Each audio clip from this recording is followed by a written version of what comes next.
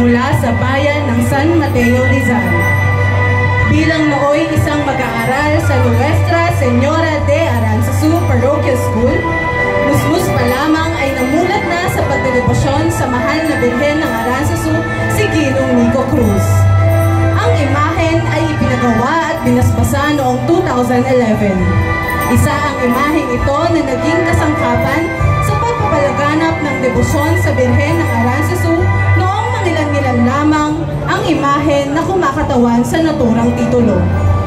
Ang imahen sa kanilang pangangalaga ay nabuo noong 2011. Ina ng Diyos sa Aranzazu, ipanalangin mo kami. Tagapangalaga, Nico Romano Cruz. Ave, Ave! Viva la Virgen!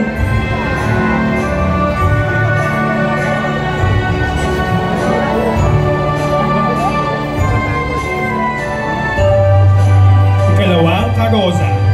Ang imahen na ito ng mahal na Birhen ng Aranzazu ay nasa pangangalaga ni Ginoong Main Natividad mula sa bayan ng San Mateo, Rizal. Nagsimula ang kanyang debosyon noong kanyang kabataan nang namamasdan ang kagandahan ng imahen ng mahal na Birhen ng Aranzazu sa mga prosesyon. Naniniwala siya at ang kanyang buong pamilya na tinutugon ang mahal na Birhen ang kanilang mga panalangin. At bilang pasasalamat ay nagpursige siya upang magkaroon ng imahen ng mahal na Birhen ng Aranzazu upang maipalaganap ito. Ang imahen sa kanilang pangangalaga ay nabuo noong 2019. Mahal na Birhen ng Aranzazu, maibiging ina ng Diyos, Ipanalangin mo kami. Tagapangalaga, Main Natividad. Ave, Ave! Viva la Virgen!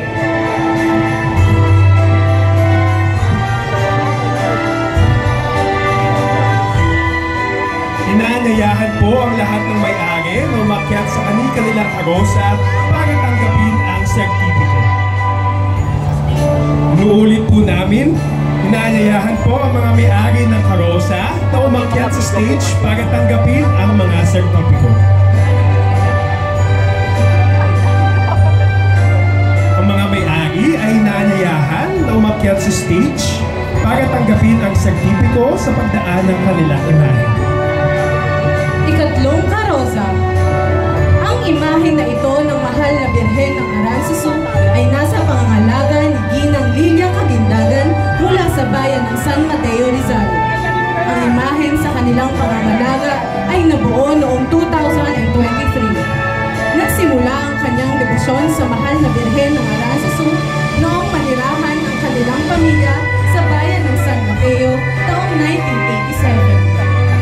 Mahal na Birhen ng Aranzazu, ina ng aming kaaliwan, Panalangin mo kami. Tagapangalaga, Lilia Kagindagan. Ave, Ave! Viva la Virgen!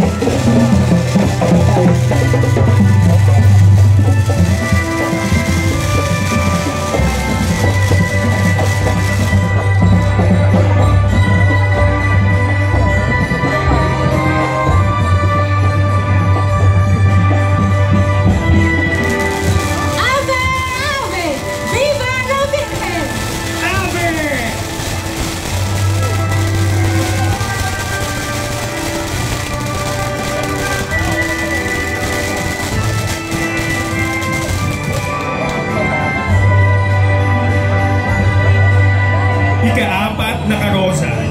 Ang imahen na ito ng mahal na Birhen ng Aranzazu ay nasa pangangalaga ni Lulu Santos at pamilya mula sa bayan ng San Mateo, Rizal.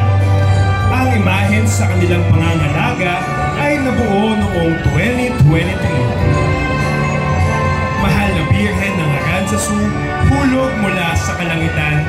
Panalangin mo kami. Tagapangalaga, Lulu Santos and family.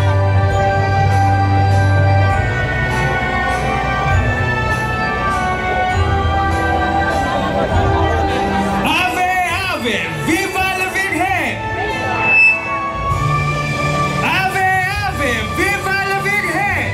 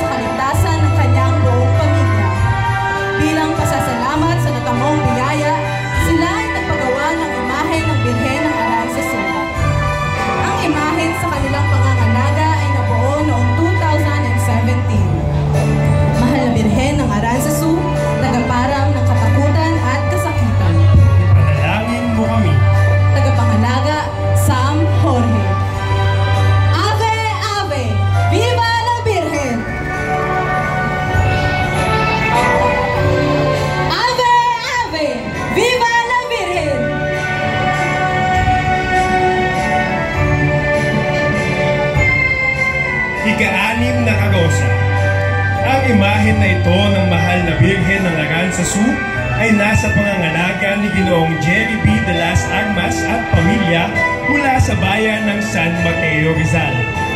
Nagsimula ang kanyang debosyon nang lubos niyang makilala ang mahal na ina at maging kasapi ng Cofradía de Nuestra Señora de Aranzazu.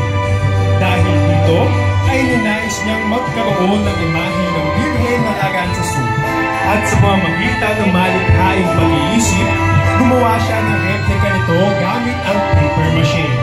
Sa kasalukuyan, bilang pasasalamat at pagpapalago ng kanyang debosyon, sinisikap niyang maglaan ng oras at talento sa gawain at paglalakbay ng mahal na Birhen ng Aranzazu. Ang imahen sa kanilang pangangalaga ay nabuo noong 2016. Mahal na Birhen ng Aranzazu, ang Immaculada Concepcion. Ipanalangin mo kami. Tagapangalaga, Jerry B. de las Armas at pamilya. Ave, Ave! Viva la Virgen! Kapitong Carosa. Ang imahe ito ng mahal na Birhen ng Aranzazu ay nasa pangangalaga ng Nuestra Señora de Aranzazu Parroquial School. Ang Nuestra Señora de Aranzazu Parroquial School ay itinatag noong 1968.